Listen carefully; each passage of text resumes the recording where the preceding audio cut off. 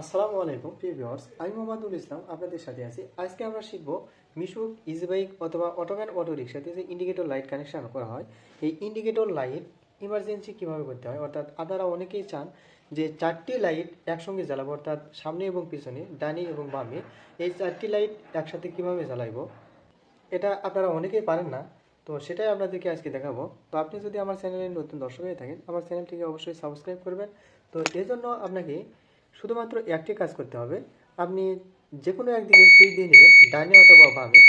তো এখন এখন দেখেন এটা আমার বাম দিকে জ্বলতেছে।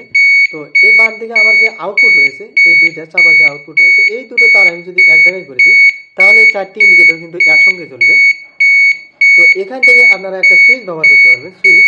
তো এই দুটো থেকে দুইটা তার নেবেন, তার নিয়ে আপনারা সুইচ হিসেবে ব্যবহার করবেন। ওই সুইচটা যখন অন করবেন, তখন এই চারটে ইন্ডিকেটর একসঙ্গে জ্বলবে।